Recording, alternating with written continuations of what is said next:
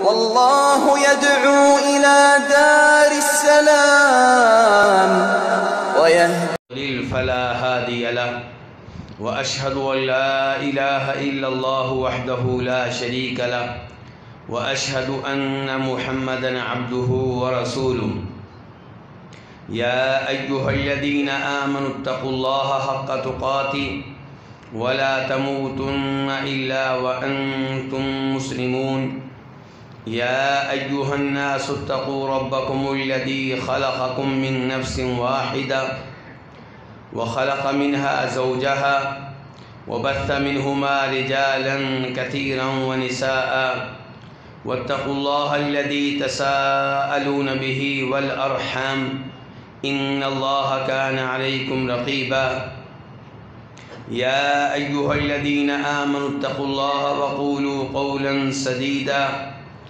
يصلح لكم أعمالكم ويغفر لكم ذنوبكم ومن يطع الله ورسوله فقد فاز فوزا عظيما أما بعد فإن خير الحديث كتاب الله وخير الهدي هدي محمد صلى الله عليه وسلم وشر الأمور محدثاتها وكل محدثة بدعة وكل بدعة ضلالة وكل ضلالة في النار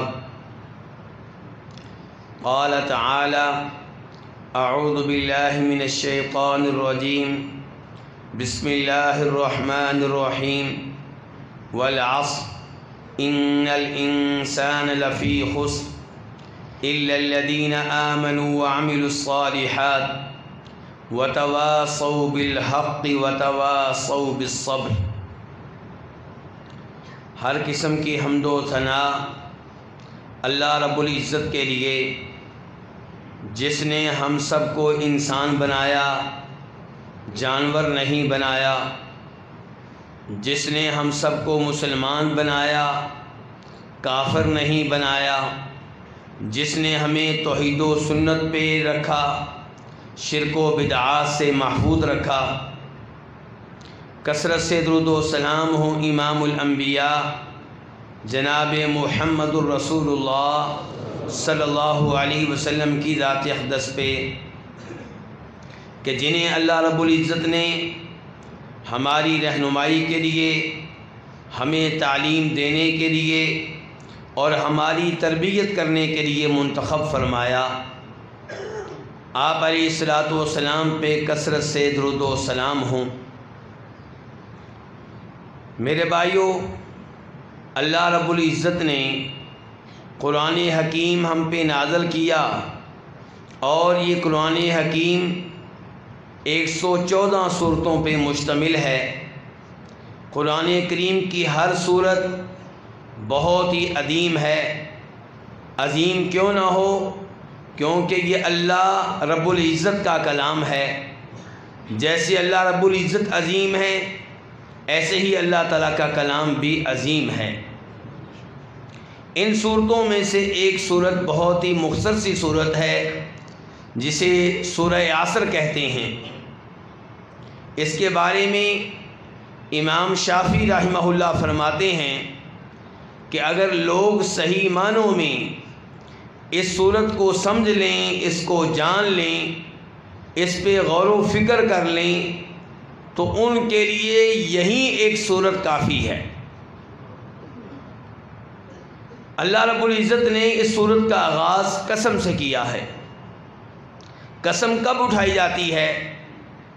جب انسان کوئی اہم بات کرنا چاہتا ہو اور یہ چاہتا ہو کہ سننے والا اس کی بات پہ یقین کر لے، تو اس کے لیے انسان قسم اٹھاتا ہے۔ اللہ رب العزت پوری کائنات کے خالق مالک ہیں۔ اللہ رب العزت کو جھوٹ کہنے کی، جھوٹ بولنے کی کوئی ضرورت نہیں ہے۔ جھوٹ بولوں گا میں، جھوٹ بولیں گے آپ، کوئی فائدہ لینے کے لیے، کسی کے ڈر کی وجہ سے، کسی کے خوف کی وجہ سے۔ اللہ رب العزت کو کسی کا کوئی ڈر نہیں، کوئی خوف نہیں، کسی سے کوئی لالچ نہیں۔ اس کے باوجود اللہ نے قسم اٹھائی ہے۔ اس سے یہ پیغام ملتا ہے کہ جو بات اللہ تعالیٰ مجھ اور آپ کو بتانا چاہتے ہیں، جو بات اللہ تعالیٰ مجھ سے اور آپ سے کہنا چاہ رہے ہیں، اس کی اہمیت بہت زیادہ ہے۔ اللہ رب العزت قسم اٹھا کے کہہ رہے ہیں کہ اس بات پہ یقین کر لو، اس بات کو سمجھ لو، اس بات کو اپنے دل و جان میں جگہ دے دو۔ جو بات اللہ بتانا چاہتے ہیں اس کے لیے اللہ نے پہلے نمبر پہ قسم اٹھائی ہے۔ دوسرے نمبر پہ اللہ نے ایک لفظ استعمال کیا ہے انا، اور انا تاکید کے لیے آتا ہے، کلام میں پختگی پیدا کرنے کے لیے آتا ہے۔ انا کا معنی ہوتا ہے یقیناً، انا کا معنی ہوتا ہے بے شک، یعنی کہ جو بات میں کہنے والا ہوں اس میں شک و شبہ کی کوئی گنجائش نہیں ہے۔ پہلے قسم اٹھائی ہے، پھر انا کا استعمال کیا ہے، اور تیسرے نمبر پہ کہا لفی خسر، لام کا استعمال کیا ہے۔ اور علماء کرام ماشاءاللہ مسجد میں موجود ہیں، وہ جانتے ہیں کہ لام بھی تاکید کے لیے آتا ہے، گویا کہ جو بات اللہ تعالیٰ بتانا چاہ رہے ہیں اس بات میں پختگی پیدا کرنے کے لیے اللہ نے 3 چیزوں کا استعمال کیا ہے۔ نمبر 1 قسم کا، نمبر 2 انا کا، اور نمبر 3 لام کا، تاکہ انسان اس بات میں کسی قسم کا شک و شبہ نہ کرے۔ بات کیا ہے؟ بات یہ ہے کہ ان الانسان لفی خسر، اے انسان تو یہ سمجھتا ہے کہ میں کامیاب ہوں، کیونکہ میری زمین اتنے ایکڑ ہے، کیونکہ میرا شہر میں ایک پلازہ ہے، کیونکہ شہر میں میری اتنی دکانیں ہیں، کیونکہ میرے پاس اتنے زیادہ بیٹے اور بچے ہیں جو بڑی کامیابی سے تعلیم لے رہے ہیں، میرے اتنے بچے آفیسر بن چکے ہیں، اتنے بچے فوج میں جا چکے ہیں، اتنے بچے پولیس میں جگہ بنا چکے ہیں، شہر کا جو ایم این اے ہے وہ میرا بیٹا ہے، شہر کا جو ایم پی ہے وہ میرا بیٹا ہے، تو مجھ سے بڑھ کے کامیاب انسان کون ہوگا؟ اور ہم بھی کہتے ہیں کہ وہ آدمی کامیاب ہے۔ کیونکہ دنیا کے لحاظ سے بہت آگے نکل گیا، لوگ اس سے مصافحہ کرنے کے لیے لائن میں کھڑے ہوتے ہیں، لوگ اس کے گھر میں داخل ہونے کو اپنے لیے اعزاز سمجھتے ہیں، تو ہم کہتے ہیں جناب یہ کامیاب ہے، اور اپنے بیٹوں کو بھی کہہ رہے ہوتے ہیں کہ دیکھو فلاں آدمی کے بیٹے کامیابی سے تعلیمی مراحل میں کتنا آگے جا چکے، اور تم لوگ زیرو کے زیرو ہو۔ ہم اس پہ رشک کر رہے ہوتے ہیں، لیکن اللہ رب العزت کہہ رہے ہیں کہ ان الانسان لفی خسر، یقیناً ہر انسان، ایک انسان نہیں، 2 نہیں، 3 نہیں، سارے کے سارے لوگ خسارے میں ہیں، ہلاکت میں ہیں، گھاٹے میں ہیں، کوئی بھی کامیاب نہیں ہے۔ ہر ایک کو ناکامی نے گھیر رکھا ہے، ہر ایک کو خسارے نے گھیر رکھا ہے، کوئی بھی کامیاب نہیں ہے۔ پھر اللہ رب العزت نے بتایا کہ وہ آدمی کامیاب ہے جس میں 4 چیزیں پائی جائیں، 4 اوصاف پائے جائیں، 4 خصلتیں پائی جائیں۔ نمبر 1 وہ صاحب ایمان ہو، نمبر 2 اعمال صالحہ کا، نیک اعمال کا اہتمام کرتا ہو، نمبر 3 حق بات کہتا ہو، غلط بات سے منع کرتا ہو، روکتا ہو، نمبر 4 آنے والے مصائب پہ، مشکلات پہ، پریشانیوں پہ صبر کرنے والا ہو، اور دوسروں کو صبر کرنے کی تلقین کرتا ہو۔ میرے بھائیوں، اللہ رب العزت نے قسم کس چیز کی اٹھائی؟ والعصر زمانے کی قسم. نبی کریم صلی اللہ علیہ وسلم ارشاد فرماتے ہیں کہ جب بھی قسم اٹھاؤ اللہ رب العزت کی قسم اٹھاؤ ورنہ لینے دو. من کان حالفا فلیحلف باللہ او لیصمت. جس نے قسم اٹھانی ہے اللہ کی قسم اٹھائے. اگر آپ نے اللہ کو چھوڑ کر کسی اور کی قسم اٹھانی ہے تو آپ رہنے دیں، نہ قسم اٹھائیں. جناب عبداللہ بن عمر رضی اللہ تعالیٰ عنہما کے سامنے کسی نے کعبہ شریف کی قسم اٹھائی. ترمذی شریف کی حدیث ہے. کعبہ، کسی قبر کی قسم نہیں اٹھائی، کسی مزار کی قسم نہیں اٹھائی. کعبہ اللہ کے گھروں میں سے سب سے عظیم گھر، اللہ کے گھروں میں سے واحد وہ گھر جس کے طواف کرنے کا آرڈر دیا گیا ہے.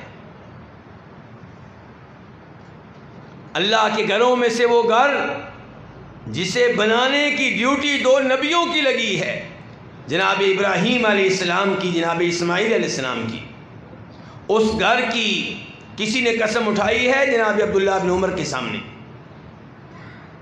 ناراض ہوئے اس پہ، اسے ڈانٹا اور کہا کہ نبی صلی اللہ علیہ وسلم نے ارشاد فرمایا تھا کہ من حلف بغیر اللہ فقد کفر او اشرک. جو اللہ کو چھوڑ کر کسی اور کی قسم اٹھائے گا، غیر اللہ کی قسم اٹھائے گا، وہ اللہ تعالیٰ کے ساتھ کفر کرے گا یا اللہ کے ساتھ اس کو شریک کرے گا جس کی قسم اٹھا رہا ہے. اس حدیث سے کیا پیغام ملا؟ اس حدیث سے پیغام ملا کہ غیر اللہ کی قسم اٹھانا جائز نہیں ہے، چاہے غیر اللہ کو جو بھی مقام و مرتبہ حاصل ہو. جبریل علیہ السلام فرشتوں میں ایک سردار کی حیثیت رکھتے ہیں. جبریل علیہ السلام وہ فرشتے ہیں جنہیں اللہ رب العزت نے نبی علیہ السلام کا معلم قرار دیا ہے. علمہ شدید القوا. جبریل علیہ السلام وہ نبی ہیں جنہیں یہ اعزاز حاصل ہے کہ انہوں نے نبی علیہ السلام کو 2 مرتبہ بطور امام نماز پڑھائی ہے. جبریل علیہ السلام وہ نبی ہیں جن کے ذریعے اللہ رب العزت کا کلام نبی علیہ السلام پہ نازل ہوا. وَإِنَّهُ لَتَنزِيلُ رَبِّ الْعَالَمِينَ نَزَلَ بِهِ الرُّوحُ الْأَمِينُ عَلَى قَلْبِكَ لِتَكُونَ مِنَ الْمُنذِرِينَ بِلِسَانٍ عَرَبِيٍّ مُبِينٍ. اللہ تعالیٰ کہتے ہیں کہ قرآن میرا کلام ہے، اسے میں نے اتارا ہے. اسے اوپر سے نیچے لانے والے کون ہیں؟ فرمایا روح الامین یعنی کہ جبریل علیہ السلام. نازل کہاں پہ ہوا؟ کس پہ ہوا؟ علی قلبک، اے محمد صلی اللہ علیہ وسلم یہ کلام آپ کے دل پہ نازل ہوا. کیوں؟ لِتَكُونَ مِنَ الْمُنذِرِينَ، تاکہ آپ یہ قرآن پڑھ کر لوگوں کو ڈرائیں، انہیں وارننگ دیں، انہیں خبردار کریں. وہ غفلت میں پڑے ہوئے ہیں، آپ انہیں بتائیں کہ جس راستے پہ لگے ہوئے ہو یہ تباہی کا راستہ ہے، خسارے کا راستہ ہے، ہلاکت کا راستہ ہے، جہنم کی طرف لے جانے والا راستہ ہے. اس لیے سنبھل جاؤ، خبردار ہو جاؤ، جاگ جاؤ، بیدار ہو جاؤ. بلسان عربی مبین، یہ کلام ہم نے عربی زبان میں نازل کیا ہے. تو یہ جبریل علیہ السلام جن کی شان، جن کا مقام و مرتبہ بہت ہی اونچا ہے، اگر کوئی ان کی قسم اٹھاتا ہے تو وہ بھی کفر کا ارتکاب کرتا ہے. اگر کوئی انبیاء کرام علیہم السلام میں سے کسی نبی کی قسم اٹھاتا ہے تو نبی علیہ السلام کی حدیث کے مطابق وہ بھی بہت بڑی غلطی کا ارتکاب کر رہا ہے. اگر کوئی والدین کی قسم اٹھاتا ہے، ماں کی قسم اٹھاتا ہے، وہ بھی بہت بڑی غلطی کا ارتکاب کر رہا ہے. اگر کوئی نبی علیہ السلام کے چہرے کی مکھڑے کی قسم اٹھاتا ہے، وہ بھی آپ علیہ السلام کی تعلیمات کی خلاف ورزی کر رہا ہے. کیونکہ آپ کا چہرہ بھی غیر اللہ ہے، اگرچہ ہمیں آپ کے چہرے سے بہت محبت ہے، آپ کے چہرے سے بڑھ کر اللہ تعالیٰ کے بعد ہمیں کسی کا چہرہ عزیز نہیں ہے، لیکن اتنے پیارے چہرے کی قسم اٹھانا بھی جائز نہیں ہے۔ آپ علیہ الصلوۃ والسلام کی کملی کی قسم اٹھانا جائز نہیں ہے، کیونکہ وہ کملی بھی غیر اللہ ہے، اللہ نہیں ہے، غیر اللہ ہے۔ آپ کے جوتوں کی نالین کی قسم اٹھانا بھی جائز نہیں ہے، کیونکہ وہ جوتے بھی غیر اللہ ہیں۔ اگرچہ آپ کے جوتے ہمیں اتنے عزیز ہیں کہ انہیں چومنا ہمارے لیے اعزاز ہے، لیکن وہ غیر اللہ ہیں، غیر اللہ کی قسم اٹھانا جائز نہیں ہے۔ اپنی دھرتی کی، اپنی زمین کی، اپنے ملک کے آئین کی، اپنے رزق کی قسم اٹھانا جائز نہیں ہے۔ قسم جب بھی اٹھائی جائے گی اللہ رب العزت کی اٹھائی جائے گی، یا اللہ کے ناموں کی اٹھائی جائے گی، یا اللہ کی صفات کی قسم اٹھائی جائے گی۔ تو سوال پیدا ہوتا ہے کہ قرآن میں تو ایسی قسمیں آئی ہیں، والعصر زمانے کی قسم، واللیل رات کی قسم، والشمسی سورج کی قسم۔ اللہ رب العزت تو قرآن حکیم میں بار بار غیر اللہ کی قسم اٹھاتے ہیں، تو اب احادیث کو لیں کہ قرآن کو لیں؟ تو میرے بھائیوں، ہم نہ احادیث کا انکار کرنے والے ہیں، نہ قرآن کا انکار کرنے والے ہیں۔ ہم الحمدللہ وہ لوگ ہیں جو 100% قرآن پہ ایمان رکھتے ہیں، ہم وہ لوگ ہیں جو 100% صحیح احادیث پہ ایمان رکھتے ہیں۔ ہمارے نزدیک قرآن و حدیث میں تضاد نہیں ہو سکتا، ٹکراؤ نہیں ہو سکتا، تصادم نہیں ہو سکتا۔ کیسے تصادم ہوگا؟ جبکہ احادیث بھی اللہ رب العزت کی طرف سے ہیں، قرآن بھی اللہ رب العزت کی طرف سے ہے۔ اللہ تعالیٰ فرماتے ہیں وَمَا يَنْطِقُ عَنِ الْهَوَىٰ إِنْ هُوَ إِلَّا وَحْيٌ يُوحَىٰ، کہ نبی علیہ الصلوۃ والسلام کی گفتگو وحی کا نتیجہ ہوتی ہے۔ ہاں الفاظ آپ کے ہیں، الفاظ اللہ رب العزت کے نہیں ہیں، لیکن معنی و مفہوم اللہ رب العزت کی طرف سے ہوتا ہے۔ اس لیے قرآن و حدیث میں کبھی بھی تصادم میں ٹکراؤ نہیں ہو سکتا۔ اگر کوئی یہ سمجھتا ہے کہ قرآن اور حدیث میں ٹکراؤ ہے تو یہ اس کی غلط فہمی ہے، یہ اس کی لا علمی ہے، یہ اس کی جہالت ہے، یہ اس کی ناواقفیت ہے، ورنہ قرآن و حدیث میں کبھی تضاد نہیں ہوگا۔ تو یہاں پہ قرآن اور احادیث کو اگر آپ ایک ساتھ لے کر چلیں گے تو آپ اس نتیجے پہ پہنچیں گے کہ مجھے اور آپ کو غیر اللہ کی قسم اٹھانے کی اجازت نہیں ہے، لیکن خالق جس مخلوق کی چاہے قسم اٹھائے۔ لیکن اللہ رب العزت جن جن مخلوقات کی قسم اٹھاتے ہیں وہ عام مخلوقات نہیں ہوتی، ان کی کوئی نہ کوئی اہمیت ہوتی ہے۔ تو یہاں پہ اللہ نے زمانے کی قسم اٹھائی ہے، زمانے کی قسم اٹھائی تو مجھے اور آپ کو پیغام مل گیا کہ زمانہ کوئی عام چیز نہیں ہے۔ زمانہ کس چیز کا نام ہے؟ میری اور آپ کی عمر کا نام زمانہ ہے۔ مجھے اور آپ کو جو 30 سال ملے ہیں، 40 سال ملے ہیں، 50 سال ملے ہیں، 60 سال ملے ہیں، 70 سال ملے ہیں، یہ زمانہ ہے، اللہ اس کی قسم اٹھا رہے ہیں۔ پیغام ملا کہ زمانہ کوئی چھوٹی نعمت نہیں ہے، بہت بڑی نعمت ہے۔ یہ اتنی بڑی نعمت ہے میرے بھائیوں کہ اس نعمت کے بارے میں روز قیامت سوال ہوگا، اس نعمت کے بارے میں روز قیامت بات پرس ہوگی۔ امام ترمذی رحمہ اللہ روایت کرتے ہیں اور حدیث کے راوی جناب ابو برزہ اسلمی رضی اللہ تعالی عنہ ہیں، کہتے ہیں کہ فرمایا نبی کریم صلی اللہ علیہ وسلم نے لا تزول قدم عبد حتی یسأل، انسان روز قیامت اپنی جگہ سے حرکت نہیں کر سکے گا، اپنی جگہ سے ہل نہیں سکے گا جب تک کہ اس سے 4 سوال نہ کر لیے جائیں۔ پہلا سوال کیا ہوگا؟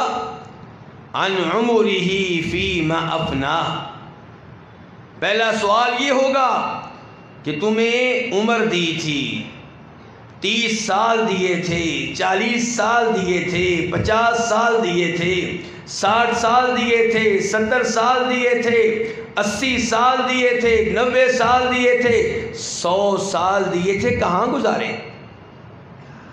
کیا کرتے رہے؟ پتہ چلا یہ وقت ایک نعمت ہے، ایک دولت ہے، اس کو فضول ضائع کرنے کی اجازت نہیں ہے۔ اللہ نے جب مجھے اور آپ کو پیدا کیا، پیغام دیا وَمَا خَلَقْتُ الْجِنَّ وَالْإِنسَ إِلَّا لِيَعْبُدُونَ، کہ جنوں انسانوں کو میں نے صرف اپنی عبادت کے لیے پیدا کیا ہے، نہ غیر اللہ کی عبادت کے لیے، نہ قبر والے کی عبادت کے لیے، نہ فوت شدہ ولی کی عبادت کے لیے، نہ کسی نبی کی عبادت کے لیے، اور نہ اس لیے پیدا کیا ہے کہ انسان اپنے وقت کو ضائع کرے، جوا کھیلنے میں، تاش کھیلنے میں، گندی مجالس میں وقت کو برباد کرے۔ انسان کو اس لیے پیدا نہیں کیا گیا۔ یہ زمانہ ایک دولت ہے، ایک نعمت ہے، اتنی بڑی نعمت کہ اس کے بارے میں خصوصی طور پر روز قیامت سوال ہوگا، کہاں گزاری تھی؟ تلاوت کرتے ہوئے، نمازیں پڑھتے ہوئے، اذکار کرتے ہوئے، اللہ کی نعمتوں پہ اللہ کا شکر ادا کرتے ہوئے، مساجد بناتے ہوئے، مساجد کو آباد کرتے ہوئے، قرآن کی خدمت کرتے ہوئے، دین اسلام کو عام کرتے ہوئے، توحید کا پیغام نشر کرتے ہوئے، یا مساجد کو بننے سے روکتے ہوئے، شرک و بدعات پھیلاتے ہوئے، گندے گانے گاتے ہوئے، گندی فلمیں دیکھتے ہوئے، گندے ڈرامے دیکھتے ہوئے، غیر عورتوں کے ساتھ دوستیوں میں، گفتگو میں کہاں وقت گزارا تھا؟ یہ عمر کہاں گزاری تھی؟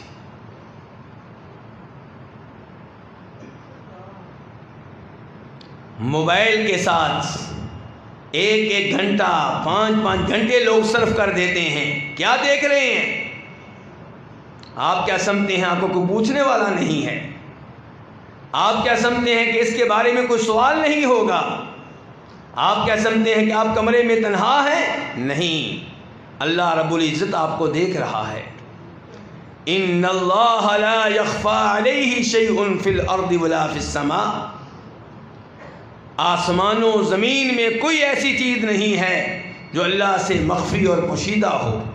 ان اللہ کان علیکم رقیبا، اللہ تمہاری ایک ایک حرکت کی نگرانی کر رہا ہے۔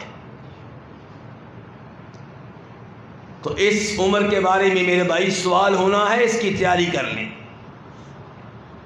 اور روز قیامت جب جہنمیوں کو جہنم میں ڈالا جائے گا، چیخیں گے، چلائیں گے، وَهُمْ يَسْتَرِخُونَ فِيهَا، اور کہیں گے ربنا اخرجنا نعمل صالحا غیر الذی کنا نعمل، یا اللہ ایک بار مہلت دے دے، ایک بار معاف کر دے، ایک بار موقع دے دے، جہنم سے ہمیں نکال، اس عذاب سے ہماری جان چھڑا اور ہمیں دنیا میں بھیج، پھر دیکھنا ہم کیسے نیک اعمال بجا لائیں گے، پھر دیکھنا کیسے ہم توحید پہ قائم و دائم رہیں گے، پھر دیکھنا کہ کس نہ ہر وقت ہر منٹ تیرا ذکر کریں گے، تیرے کلام کی تلاوت کریں گے۔ لیکن تب اس پچھتاوے کا فائدہ کوئی نہیں ہوگا۔ جواب آئے گا اولم نعمرکم ما یتذکر فیہ من تذکر وجاءکم النذیر فذوقوا فما للظالمین من نصیر، ہم نے تمہیں اتنی عمر دی تھی، اتنا وقت دیا تھا، اتنے سال دیے تھے، جن میں اگر تم اپنی اصلاح کرنے والے ہوتے تو اصلاح کر لیتے، تم سدھرنے والے ہوتے تو سدھر جاتے، توبہ کرنے والے ہوتے تو توبہ کر لیتے۔ تمہیں کوئی 1 سال نہیں دیا تھا، 2 سال نہیں دیے تھے، 20 سال دیے تھے، 30 سال دیے تھے، 40 سال دیے تھے، 50 سال دیے تھے، 60 سال دیے تھے، 70 سال دیے تھے، تو نے سدھرنے کا نام ہی نہیں لیا۔ وَجَاءَكُمُ النَّذِيرُ، اور ہماری طرف سے وارننگ دینے کے لیے وارننگ دینے والا بھی تمہارے پاس آیا۔ ہمارے نبی تمہارے پاس آتے رہے، نبیوں کے وارث علماء کرام تمہارے پاس آتے رہے۔ تمہاری داڑھی کے بال کالے تھے، سفید ہوئے، یہ بھی وارننگ تھی۔ وارننگ تمہیں ملتی رہی، خبردار تمہیں کیا جاتا رہا، لیکن تم غفلت میں پڑے رہے، تم بیدار نہیں ہوئے۔ فذوقوا، اب یہ عذاب چکھتے رہو، جہنم سے نکالا نہیں جائے گا۔ فما للظالمین من نصیر، اور کوئی تمہاری مدد کرنے والا نہیں ہوگا۔ میرے بھائیوں، یہ زمانہ، یہ عمر، اس کی بہت ہی قدر و قیمت ہے۔ دوسرا سوال کیا ہوگا؟ عن علمہ فیما فعل، دوسرا سوال یہ ہوگا تمہیں علم دیا تھا، علم پہ عمل کیا یا نہیں کیا؟ تمہیں علم دیا تھا، اس کے مطابق اپنا عقیدہ بنایا یا نہیں بنایا؟ تمہیں علم دیا تھا، دوسرے لوگوں تک اسے پہنچایا یا نہیں پہنچایا؟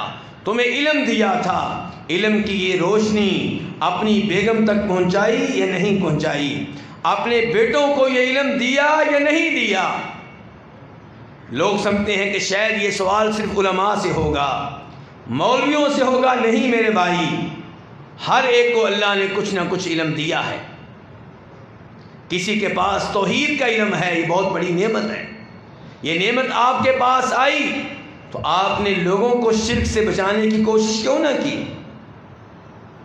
آپ کے پاس چند احادیث تھیں، یہ احادیث اپنی بیگم کو، بچوں کو، رشتہ داروں کو، محلے داروں کو، آفس کے ساتھیوں کو کیوں نہیں بتائیں؟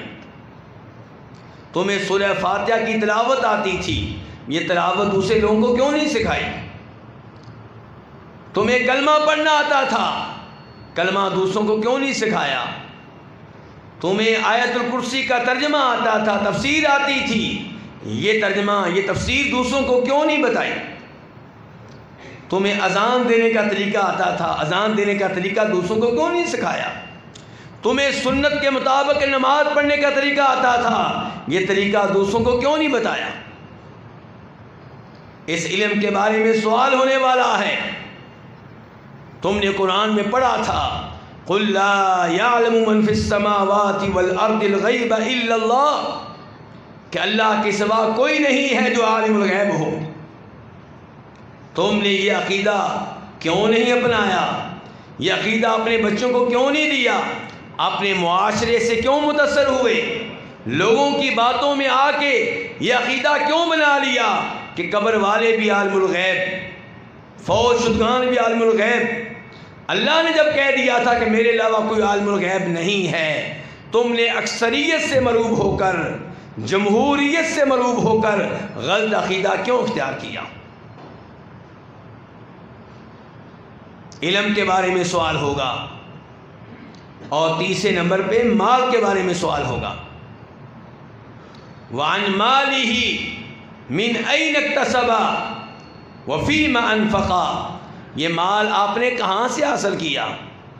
سود کے ذریعے، بینک میں پیسے رکھ کر سود لیتے رہے، لوگوں کو قرضہ دے کر اس پہ فوائد سمیٹتے رہے، لوگوں کو قرضہ دے کر زمین گروی کے نام پہ لے کر اس زمین سے فائدہ اٹھاتے رہے، لوگوں کو قرضہ دے کر مکان گروی کے طور پہ لے کر مکان سے فائدہ اٹھاتے رہے۔ کہاں سے مال حاصل کیا تھا؟ بہنوں کی وراثت پہ قبضہ کیے رکھا، بہنوں کو ان کا حق نہیں دیا، اس طریقے سے مال حاصل کیا تھا، رشوت کے ذریعے حاصل کیا تھا، چوری کے ذریعے حاصل کیا تھا۔ اگر غلطی سے آپ کو کسی نے قرضہ دے دیا تو اس کا قرضہ دبا لیا، اس طریقے سے مال جمع کیا تھا۔ کیسے جمع کیا تھا؟ اور پھر اسے خرچ کہاں پہ کیا؟ تم کہتے تھے میرا مال میری مرضی، نہیں، یہ اللہ کا مال تھا، اللہ نے تمہیں استعمال کے لیے دیا تھا تاکہ اسے اللہ کی تعلیمات کے مطابق استعمال کرو، جس کا مال اس کی مرضی۔ لیکن تم کہتے رہے میرا مال میری مرضی۔ بیٹے کی شادی پہ نہیں دیکھا کہ مال کہاں پہ صرف کر رہا ہوں، حلال پہ کہ حرام پہ۔ ڈانس کرنے کے لیے، گانا گانے کے لیے لوگوں کو لایا گیا اور 5-5 لاکھ روپیہ انہیں دیا گیا، 10-10 لاکھ روپیہ انہیں دیا گیا، تاش کھیلنے پہ، جوا کھیلنے پہ پیسہ اڑا دیا۔ کہاں پہ یہ پیسہ اڑایا؟ شرکیہ مجالس قائم کر کے ان پہ پیسہ صرف کر دیا، بدعات پہ مشتمل محافل منعقد کر کے ان پہ پیسہ صرف کر دیا۔ کہاں پہ صرف کیا تھا؟ فضول خرچی کرنے کی اجازت نہیں ہے۔ سگریٹ پیتے رہے، کیا فائدہ تھا اس کا؟ سگریٹ پہ اپنا پیسہ صرف کر دیا، جس کے بارے میں مسلمانوں کا بھی اتفاق، کافروں کا بھی اتفاق کہ سگریٹ کا کوئی فائدہ نہیں، نقصان دیتی ہے، اس سے کئی امراض پیدا ہوتے ہیں۔ سگریٹ پینے سے دائیں بائیں بیٹھے لوگوں کو بدبو آتی ہے، بیگم کو بدبو آتی ہے، بچوں کو بدبو آتی ہے، ان کو بیماریاں لگنے کا خطرہ ہے، اس پہ مال لٹا دیا۔ کہاں پہ پیسہ صرف کیا؟ اور آخری سوال یہ کہ وان جسمہ فیما ابلا، تمہیں خوبصورت جسم دیا تھا، 2 آنکھیں دی تھی، 2 کان دیے تھے، 2 ہاتھ دیے تھے، 2 پاؤں دیے تھے، سوچنے کے لیے عقل دی تھی، گردہ دیا تھا، دل دیا تھا، جگر دیا تھا۔ یہ جسم، اسے کہاں کھپایا؟ اس جسم کو کہاں بوڑھا کیا؟ آنکھیں ہم نے دی تھیں، ہماری تعلیمات کے مطابق استعمال کرتے رہے یا ہماری تعلیمات کے خلاف استعمال کرتے رہے؟ ان آنکھوں سے کسے دیکھتے رہے؟ غیر عورتوں کو، سڑک پہ کھڑے ہو کے غیر بچیوں کو، موبائل میں گندی تصویریں دیکھتے رہے، انڈیا کی فلمیں دیکھتے رہے، پاکستانی ڈرامے دیکھتے رہے۔ کہاں استعمال کیا اس بینائی کو؟ یہ بہت بڑی نعمت تھی۔ کان کہاں استعمال کیے؟ کیا سنتے رہے؟ شرکیہ تقریریں، شرکیہ قوالیاں، شرکیہ نظمیں، شرکیہ نعتیں، گانے، فحاشی پہ مشتمل لطیفے، کیا سنتے رہے؟ ہاتھوں کو کہاں استعمال کیا؟ ہاتھوں کے ساتھ کس کو پکڑتے رہے؟ غیر عورت کے ہاتھ کو۔ یہ جسم غیر عورتوں کے ساتھ کیوں لگتا رہا؟ بھابھی کے جسم کے ساتھ یہ جسم کیوں لگتا رہا؟ سالی کے جسم کے ساتھ جسم کیوں لگتا رہا؟ اس جسم کے بارے میں سوال ہونا ہے، یہ اللہ نے دیا ہے۔ ثم لتسألن یومئذ عن النعیم، اس روز ان نعمتوں کے بارے میں سوال ہوگا۔ اور تم کہتے تھے میرا جسم میری مرضی۔ اپنے بچوں کو، اپنی بیٹیوں کو ایسے اداروں میں تعلیم دی، ایسے کالجوں میں تعلیم دی، ایسی یونیورسٹیوں میں تعلیم دی جہاں سے تعلیم لے کر وہ رب کی منکر بن گئیں، شریعت کی باغی بن گئیں، اور یہ نعرے لگائے کہ میرا جسم میری مرضی۔ تو میرے بھائیو، زمانہ اس کی اللہ رب العزت قسم اٹھا رہے ہیں، یہ بلا وجہ نہیں ہے۔ زمانہ بہت بڑی نعمت ہے۔ والعصر ان الانسان لفی خسر، زمانے کی قسم، یقیناً انسان خسارے میں ڈوبا ہوا ہے۔ ہلاکت نے، تباہی و بربادی نے اس کا احاطہ کر رکھا ہے، اور یہ سمجھتا ہے کہ میں بڑا کامیاب ہوں کیونکہ اسکول ٹیچر لگ گیا ہوں، میں بڑا کامیاب ہوں، فوج میں آفیسر ہوں، میں بڑا کامیاب ہوں، پولیس میں آفیسر ہوں، میں بڑا کامیاب ہوں، MNA ہوں، میں بڑا کامیاب ہوں، MPA ہوں، اور اللہ کہہ رہے ہیں تو خسارے میں ہے، تو کہتا ہے کہ میں کامیاب ہوں۔ کامیاب کون ہیں؟ یہ تیرا رب بتائے گا کامیاب کون ہیں۔ إِلَّا الَّذِينَ آمَنُوا وَعَمِلُوا الصَّالِحَاتِ وَتَوَاصَوْا بِالْحَقِّ وَتَوَاصَوْا بِالصَّبْرِ۔ کامیاب انسان وہ ہیں جن میں 4 چیزیں پائی جائیں، 4 میں سے ایک بھی چیز نہیں ہوگی تو وہ صحیح معنوں میں کامیاب نہیں ہے۔ إِلَّا الَّذِينَ آمَنُوا، جو ایمان کی دولت سے محروم ہے، توحید کی نعمت سے محروم ہے، وہ 100% ناکام انسان ہے۔ جو اللہ رب العزت کے ساتھ قبر والوں کو شریک کرتا ہے، اللہ تعالیٰ کے ساتھ ساتھ قبر والوں سے بھی دعائیں کر لیتا ہے، دعا عبادت ہے۔ جو اللہ تعالیٰ کے ساتھ ساتھ قبر والوں کو مشکل کشا، حاجت روا، داتا، غوث اعظم قرار دیتا ہے، 100% خسارے میں ہے۔ اللہ قبر والوں کے بارے میں یہ کہے کہ وَهُمْ عَنْ دُعَائِهِمْ غَافِلُونَ، کہ جن کو اللہ کے علاوہ پکارتے ہو تمہاری پکار سے، دعا سے لا علم ہیں، غافل ہیں، انہیں تمہاری دعاؤں کے بارے میں کوئی شعور نہیں ہے۔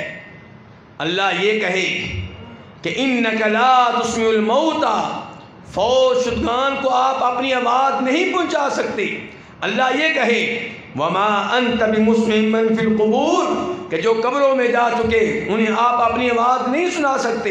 اللہ یہ کہے وَالَّذِينَ تَدْعُونَ مِن دُونِهِ مَا يَمْلِكُونَ مِن قِطْمِيرٍ إِن تَدْعُوهُمْ لَا يَسْمَعُوا دُعَاءَكُمْ وَلَوْ سَمِعُوا مَا اسْتَجَابُوا لَكُمْ، جن کو اللہ کے علاوہ پکارتے ہو یہ نفع و نقصان کے مالک نہیں ہیں، انہیں پکارو تمہاری پکار نہیں سنتے، سن بھی لیں تو مستجابوا لکم کچھ کر نہیں سکتے، اور تم یہ کہتے رہے کہ نہیں یہ غوث اعظم ہے، یہ مشکل کشا ہے، یہ حاجت روا ہے، یہ غوث اعظم ہے، یہ داتا ہے، یہ رزق دیتا ہے، یہ شفا دیتا ہے، یہ ڈوبتی ہوئی کشتی کو ساحل سمندر تک پہنچا دیتا ہے۔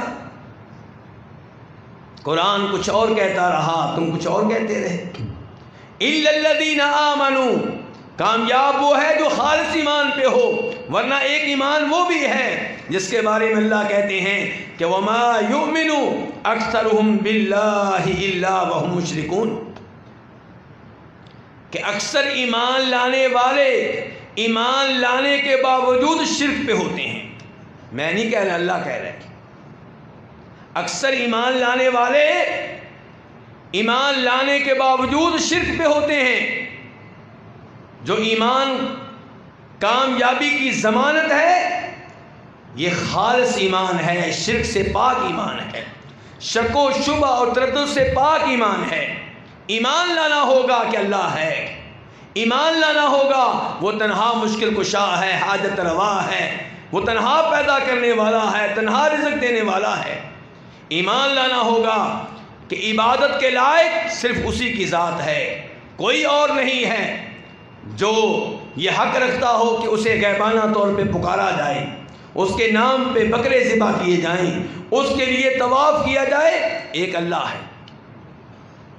ایمان لانا ہوگا تمام آسمانی کتابوں پہ، تورات پہ، زبور پہ، انجیل پہ، قرآن کی ایک ایک آیت پہ ایمان لانا ہوگا، ایک ایک آیت کے ایک ایک جملے پہ ایمان لانا ہوگا، ایک ایک جملے کے ایک ایک لفظ پہ ایمان لانا ہوگا۔ جو قرآن کی ایک سورت نہ مانے، ایک آیت نہ مانے، ایک جملہ نہ مانے، ایک لفظ نہ مانے، وہ ایمان کی دولت سے محروم ہے، وہ کافر ہے، ناکام ہے، 100% ناکام ہے۔ کامیاب وہ ہے جو قرآن پہ 100% ایمان رکھتا ہے۔ قرآن کہے چوری کرنے والا مرد ہو یا عورت اس کے ہاتھ کو کاٹ ڈالو، اور مسلمان آگے سے کہے کہ چور کا ہاتھ کاٹنا ظلم ہے، یہ ایمان نہیں ہے، یہ کفر ہے۔ مسلمان آگے سے یہ کہے کہ چور کا ہاتھ کاٹنا یہ جانوروں والی سزا ہے، تو یہ صاحب ایمان نہیں ہے، یہ صاحب کفر ہے، ایمان کی دولت سے محروم ہے۔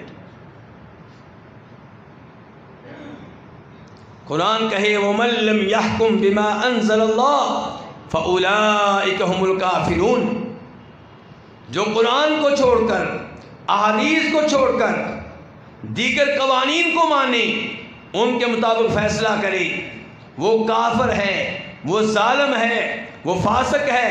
اور ہم کہیں نہیں جی یہ فیصلے بہت اچھے ہیں، چودھری صاحب ہمارے گاؤں کے، ہمارے علاقے کے ایم پی بڑے اچھے فیصلے کرتے ہیں۔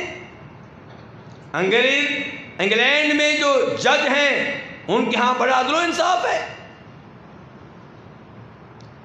آپ سکھوں کے قوانین کو سراہیں، آپ انگریزوں کے قوانین کی تحسین فرمائیں اور کہیں کہ میں صاحب ایمان ہوں۔ ایسا آدمی ایمان کی دولت سے محروم ہے جو انگریزی قوانین، فرانسیسی قوانین اور مختلف پنچایتوں کے قوانین کو اسلامی قوانین پہ ترجیح دے، ان سے افضل قرار دے یا ان جیسا قرار دے یا ان کی طرف رجوع کرنے کو جائز قرار دے۔ میرے بھائیو، ایمان وہ جو صحیح معنوں میں ایمان ہو، ایک ایک فرشتے پہ ایمان ہونا چاہیے۔ اگر کوئی کہتا ہے میں جبریل علیہ السلام کو نہیں مانتا، وہ صاحب ایمان نہیں ہے۔ جبریل علیہ السلام پہ بھی ایمان، میکائیل علیہ السلام پہ بھی ایمان، سور میں پھونکنے والے اسرافیل پہ بھی ایمان، موت کے فرشتے پہ بھی ایمان، جو جنت میں جس کا جنت پہ پیرا ہے رضوان اس پہ بھی ایمان، اور جو جہنم کا فرشتہ ہے مالک اس پہ بھی ایمان۔ تمام فرشتوں پہ ایمان لانا ہوگا، آخرت پہ ایمان لانا ہوگا، آخرت کی ایک ایک چیز پہ ایمان لانا ہوگا۔ اگر کوئی کہتا ہے کہ میں نہیں مانتا کہ قبر میں عذاب ہوتا ہے، وہ صاحب ایمان نہیں ہے۔ اگر کوئی یہ کہتا ہے کہ میں نہیں یہ مانتا کہ جنت کوئی حقیقی چیز ہے، میں سمجھتا ہوں یہ خیالی چیز ہے، جہنم خیالی چیز ہے، جیسے کئی فلاسفہ کہا کرتے تھے کہ جنت اور جہنم کی کوئی حقیقت نہیں ہے، اللہ رب العزت نے ان کا تذکرہ فردی طور پہ کیا تاکہ لوگ ڈر جائیں۔ انا للہ و انا الیہ راجعون، یعنی کہ جنت حقیقت نہیں ہے، جہنم حقیقت نہیں ہے۔ اگر کوئی ایسی سوچ رکھتا ہے تو وہ صاحب ایمان نہیں ہے۔ روز قیامت نبی علیہ السلام کا حوض ہوگا، جس سے آپ کے وہ امتی جو آپ کی سنتوں پہ چلتے تھے، بدعات سے دور رہتے تھے، پانی پینے کا ارادہ حاصل کریں گے۔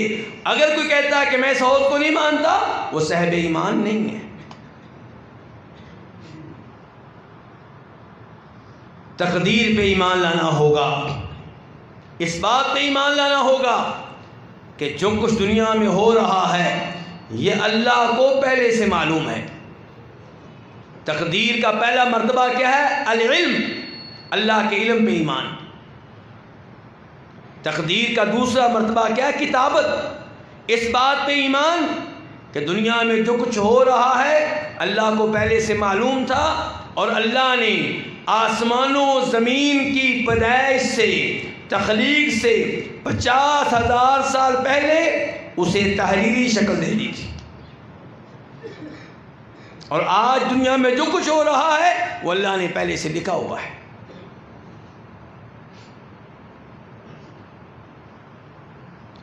نمبر 3، تقدیر کا تیسرا مرتبہ، اس بات پہ بھی ایمان لانا ہوگا کہ دنیا میں جو کچھ ہو رہا ہے اللہ کی مشیت سے ہو رہا ہے۔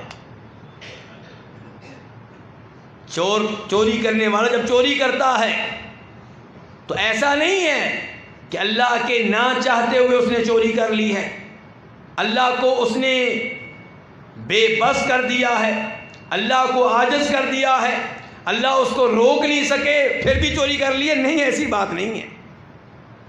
جو کچھ ہوتا ہے اللہ کی مشیت سے ہوتا ہے۔ البتہ چور کی چوری کرنے پہ اللہ راضی نہیں ہے، لیکن اختیار دیا ہے، ارادہ دیا ہے، انا ہدیناہ السبیل اما شاکرا و اما کفورا، کہ تمہیں سیدھا راستہ ہم نے دکھا دیا، ہمارے نبیوں نے جنت کا راستہ بتا دیا، ہم نے آسمانی کتابیں نازل کر کے صراط مستقیم کی طرف تمہاری رہنمائی کر دی۔ اب تمہیں ہم نے ارادہ دیا ہے، اختیار دیا ہے، جنت کے راستے پہ چلنا ہے تو اس پہ چل لو، صراط مستقیم پہ رہنا ہے تو اس پہ گامزن رہو، اور اگر شیطانی راستوں پہ چلنا ہے تو ان پہ چلو۔ تمہیں ہم نے چھوٹ دے دی ہے، ارادہ دے دیا ہے، اختیار دے دیا ہے۔ تو تقدیر کے کتنے مراتب ہو گئے؟ نمبر 1 علم، نمبر 2 کتابت، نمبر 3 مشیت، نمبر 4 تخلیق، کہ ہر چیز کے خالق اللہ رب العزت ہیں، کوئی ایسی چیز نہیں ہے جس کا خالق اللہ رب العزت کے علاوہ کوئی اور ہو۔ واللہ خلقکم وما تعملون، اللہ تمہارا بھی خالق، تمہارے اعمال کا بھی خالق، ہر چیز کے خالق اللہ رب العزت ہیں۔ تو تقدیر پہ ایمان لانا یعنی کہ ان 4 مراتب پہ ایمان لانا ہوگا۔ اگر کوئی یہ کہتا ہے لگتا ہے کہ قیامت آئے گی، لگتا ہے، اس کا مطلب ہے اسے شک ہے، یہ مسلمان نہیں ہے، یہ ایمان کی دولت سے محروم ہے۔ اگر کوئی یہ کہتا ہے عیسیٰ علیہ السلام نازل نہیں ہوں گے، دوبارہ زمین پہ تشریف نہیں لائیں گے، ان کی کہانی ختم ہوئی، وہ بھی نبی علیہ السلام کی احادیث کا منکر ہے، ایمان کی دولت سے محروم ہے۔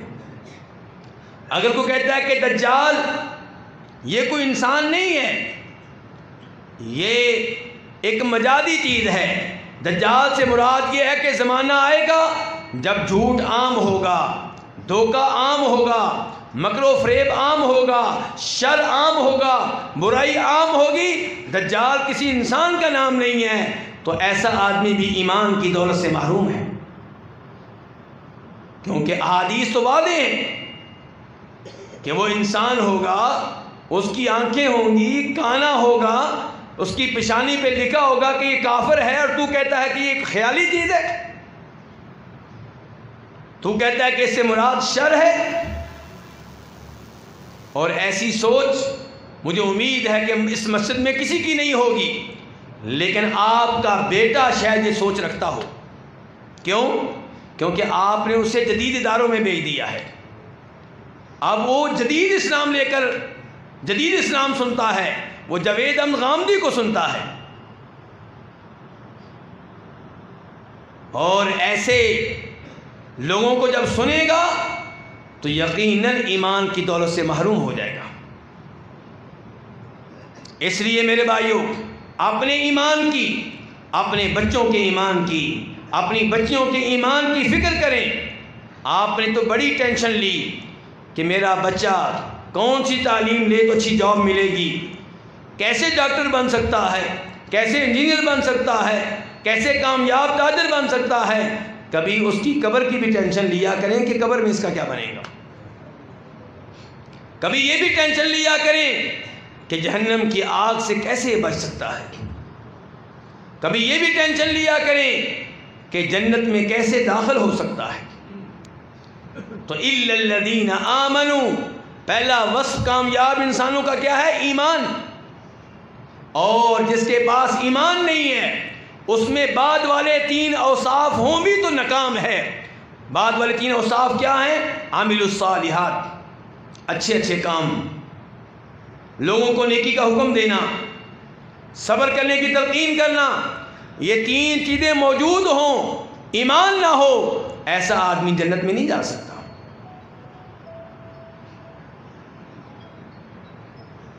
سیدہ عائشہ رضی اللہ تعالی عنہا نے نبی کریم صلی اللہ علیہ وسلم سے سوال کیا، اللہ کے رسول، ابن جدعان کا کیا بنے گا؟ بڑے خیر کے کام کرتا تھا، مسکینوں کو کھانا کھلایا کرتا تھا، رشتہ داروں کا خیال رکھتا تھا، صلہ رحمی کا اہتمام کرتا تھا، کیا یہ نیکیاں، یہ رفاہی کام اس کے کام آئیں گے؟ فرمایا نبی علیہ السلام نے نہیں، ان اچھے کاموں کا اسے کوئی فائدہ نہیں ہوگا. کیوں؟ انہو لم یقل یوما رب اغفر لی خطیئتی یوم الدین. اس نے ایک دن بھی یہ الفاظ نہیں کہے کہ اے میرے رب مجھے روز قیامت معاف کر دینا. رب پہ صحیح معنوں میں ایمان نہیں تھا، آخرت پہ صحیح معنوں میں ایمان نہیں تھا، رب کے ساتھ اس کا تعلق اور واسطہ مضبوط نہیں تھا، کوئی فائدہ نہیں ہوگا. آج لوگ یتیموں کی سرپرستی کرنا چاہتے ہیں، کیجیے، اسلام بھی اس کی ترغیب دیتا ہے، لیکن افسوس مجھے تب ہوتا ہے جب آپ یتیم بچے کی سرپرستی کرتے ہیں، اس کے لیے سکول بناتے ہیں، اس کے لیے ادارہ قائم کرتے ہیں، اور آپ کی کوشش یہ نہیں ہے کہ یہ قرآن کا حافظ بن جائے، یہ دین کا عالم بن جائے، یہ نمازی بن جائے. آپ کی کوشش یہ ہے کہ اسے اچھی جاب مل جائے بس. اور آپ سمجھتے ہیں کہ میں کامیاب ہو گیا کہ یتیم کو پڑھایا بھی، انگلش پڑھا دی، انگریز بنا دیا اور اسے جاب مل گئی. ارے اللہ کے بندے، تو اس یتیم کو پالتا، اس کی تربیت کرتا، اسے قرآن پڑھاتا، نمازی بناتا، توحید کے اوپر اس کو رکھنے کی کوشش کرتا اور اس کے ساتھ ساتھ دنیا سکھاتا، تو پھر تو کامیاب انسان تھا. تو اِلَّا الَّذِينَ آمَنُوا وَعَمِلُوا الصَّالِحَاتِ، تو پہلا وصف کیا؟ ایمان، اور دوسرا وصف کیا؟ اعمال صالحہ، نیک اعمال. نیک اعمال کسے کہتے ہیں میرے بھائیو؟ توجہ سے. بہت سے لوگ ایسے کام کرتے ہیں جن کو وہ نیکیاں سمجھ رہے ہوتے ہیں، وہ نیکیاں نہیں ہوتی. وہ عبادت سمجھ رہے ہوتے ہیں، وہ عبادت نہیں ہوتی. وہ خیر کے کام سمجھ رہے ہوتے ہیں، وہ خیر کے کام نہیں ہوتے. عمل صالح کیا ہے؟ عمل صالح وہ ہے جس میں دو شرائط پائی جائیں. نمبر ایک کہ وہ عمل اللہ کو راضی کرنے کے لیے کیا جائے، لوگوں سے شاباش لینے کے لیے نہیں. اگر مولوی صاحب عظیم الشان خطبہ دیتے ہیں لیکن مقصد یہ ہے کہ لوگ واہ واہ کریں گے، لوگ مان لیں گے کہ بڑا خطیب ہے، لوگ تالیاں بجائیں گے، لوگ سراہیں گے، تو یہ عمل صالح نہیں ہے. عمل صالح کب ہوگا؟ جب آپ خطبہ دیں اللہ کو راضی کرنے کے لیے، یتیم کو پالیں اللہ کو راضی کرنے کے لیے، بیوہ کی خدمت کریں اللہ کو راضی کرنے کے لیے، جب آپ مسجد بنائیں اللہ کو راضی کرنے کے لیے، ہاسپٹل بنائیں اللہ کو راضی کرنے کے لیے. اور نمبر دو، جو بھی عبادت کریں طریقہ عبادت وہ ہو جو نبی علیہ الصلوۃ والسلام کی احادیث کے مطابق ہو، آپ کے اقوال کے مطابق ہو، آپ کے عمل کے مطابق ہو، آپ کی سنت کے مطابق ہو. ایک آدمی نماز پڑھتا ہے لیکن طریقہ نماز جناب محمد الرسول اللہ صلی اللہ علیہ وسلم والا نہیں ہے، یہ عمل صالح کا اہتمام نہیں کر رہا بلکہ عمل فاسد کر رہا ہے. آپ لوگوں نے وہ حدیث سنی ہوگی جسے امام مسلم وغیرہ روایت کرتے ہیں کہ نبی علیہ السلام کے سامنے ایک آدمی مسجد میں آتا ہے، نماز پڑھتا ہے، اور نماز کے بعد نبی علیہ السلام کو سلام عرض کرتا ہے. پہلے کس کا حق ادا کیا؟ اللہ کا، نماز پڑھی ہے. پھر سلام کیا کس کو؟ نبی صلی اللہ علیہ وسلم کو. آپ کہتے ہیں ارجع فصلی فإنک لم تصلی، میرے صحابی واپس جاؤ، نماز پڑھو، تمہاری نماز نہیں ہوئی. صحابی کی نماز ریجیکٹ ہو گئی. آج لوگ کہتے ہیں کہ میری نماز مسلک کے مطابق ہے، میری نماز پیر صاحب کی دی گئی تعلیمات کے مطابق ہے، میری نماز محلے کے مولوی صاحب کی دی گئی تعلیمات کے مطابق ہے. نہیں میرے بھائی، اللہ کے ہاں قابل قبول نماز وہ ہوگی جو نبی اکرم محمد الرسول اللہ صلی اللہ علیہ وسلم کے طریقے کے مطابق ہوگی، ورنہ صحابی بھی نماز پڑھے تو ریجیکٹ ہو رہی ہے. صحابی پھر گئے، دوبارہ نماز پڑھی، پھر آئے اسلام عرض کیا، آپ نے کہا واپس جاؤ، نماز پڑھو، تمہاری نماز نہیں ہوئی. صحابی نے پھر نماز پڑھی تیسری بار، واپس آئے اسلام عرض کیا، آپ نے پھر کہا تمہاری نماز نہیں ہوئی۔ صحابی کہنے لگے والذی بعثک بالحق، اس ذات کی قسم جس نے آپ کو حق دے کر بھیجا ہے۔ قسم کس کی اٹھائی ہے؟ اللہ کی، مخاطب اللہ کے رسول کو کیا ہے، پھر بھی قسم آپ کی نہیں اٹھائی۔ یہ نہیں کہا کہ آپ کی قسم، آپ کے چہرے کی قسم، آپ کے مکھڑے کی قسم، آپ کی کملی کی قسم، آپ کے چہرے کی قسم، آپ کے نالین کی قسم، نہیں، یہ کہا اس ذات کی قسم جس نے آپ کو حق دے کر بھیجا ہے۔ ما احسن غیر ھذا، نماز پڑھنے کا طریقہ اس سے بہتر مجھے نہیں آتا، فعلمنی، آپ مجھے سکھائیں۔ پھر آپ نے نماز کا طریقہ سکھایا۔ یہ ہے عمل صالح۔ اس سے کیا پتہ چلا؟ نماز پڑھنے والا کوئی بھی ہو، اگر اس کا طریقہ نماز، طریقہ حج، طریقہ عمرہ، طریقہ اعتکاف نبی صلی اللہ علیہ وسلم کے طریقے کے مطابق نہیں ہے، وہ عمل صالح نہیں ہے۔ بہت سے میرے بھائی ایسے اعمال سر انجام دیتے ہیں جنہیں دوسرے لوگ بدعت قرار دیتے ہیں۔ آپ کہتے ہیں یہ نیکی ہے، لوگ کہتے ہیں بدعت ہے، تو آپ اس کو چیک کریں۔ آپ کیوں آنکھیں بند کیے ہوئے ہیں؟ آپ دلیل تلاش کریں کہ کیا یہ عمل اللہ کے رسول علیہ السلام سے ثابت ہے؟ کیا یہ عمل صحابہ کرام رضوان اللہ علیہم اجمعین سے ثابت ہے؟ اگر ان سے ثابت نہیں ہے تو یہ عمل صالح کیسے بنے گا؟ عبادت کیسے بنے گا؟ نیکی کیسے بنے گا؟ تو کامیاب وہ ہے جو صاحب ایمان ہو، نمبر 2 اعمال صالح کا اہتمام کرتا ہو، نمبر 3 دوسروں کو نیکی کا حکم دے، دوسروں کو برائی سے روکے۔ صرف خود نیک اعمال بجا لانا کافی نہیں ہے، خود نمازیں پڑھ لینا کافی نہیں ہے، بیٹے کو حکم دے نماز پڑھنے کا، بیٹی کو اٹھائیں صبح کے وقت، بیگم کو اٹھائیں۔ آپ کے گھر میں کوئی ایسا نہ ہو جو بغیر نماز کے ہو، چاہے وہ مہمان ہو۔ آپ کے گھر میں بے نماز مہمان کیوں آئیں؟ اٹھائیں اسے۔ تو خود نمازیں پڑھنا، بچوں سے نہ کہنا، خود وظیفے کرنا، بچوں سے نہ کہنا، یہ کافی نہیں ہے۔ وَتَوَاصَوْا بِالصَّبْرِ، اس کے بعد جب نیکی کا حکم دیں گے، لوگوں کو شرک سے روکیں گے، بدعات سے روکیں گے، فحاشی سے روکیں گے، بے حیائی سے روکیں گے، جھوٹ بولنے سے روکیں گے، غیبت سے روکیں گے، لوگ آپ کے مخالف ہو جائیں گے، لوگ آپ کو تنگ کریں گے، آپ کا مذاق اڑائیں گے، آپ کے بچوں کو پریشان کریں گے، محلے میں زندہ رہنا آپ کے لیے مشکل ہو جائے گا، لیکن اللہ کے ہاں آپ کامیاب انسان ہیں۔ اگر کہیں پہ آپ کو کوئی ایسا مولوی ملے، دھیان سے میری بات سنیے گا، کیونکہ آپ لوگ ایسے مولویوں کو پسند کرتے ہیں، اور میں کیا کہنے لگا ہوں دھیان سے سنیں۔ اگر آپ کو کہیں ایسا مولوی ملے جس سے ساری دنیا خوش ہو، یقین جانیے وہ مولوی ناکام ہے۔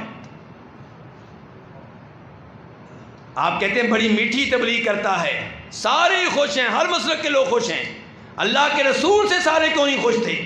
نبیوں سے سارے لوگ کیوں نہیں خوش ہوتے تھے؟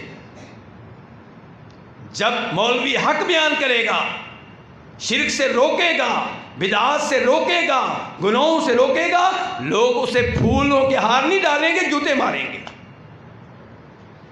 اور جب تبلیغ کرنے کی وجہ سے، حق بیان کرنے کی وجہ سے جوتے پڑیں، پھر سمجھیں آپ کی تبلیغ کا حق ادا ہو گیا۔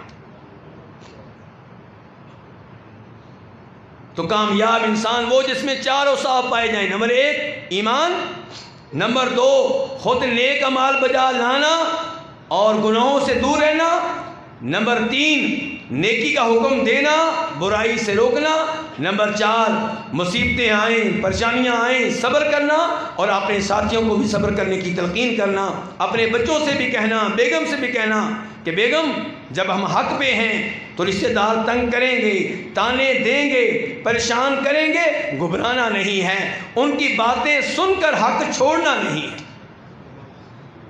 اللہ رب العزت سے دعا ہے کہ اللہ تعالی ہم سب کو کامیاب انسانوں میں شامل فرمائے، اور اللہ تعالی خسارے کی زندگی سے، ہلاکت کی زندگی سے، گھاٹے کی زندگی سے محفوظ رکھے۔ وآخر دعوانا ان الحمد للہ رب العالمین۔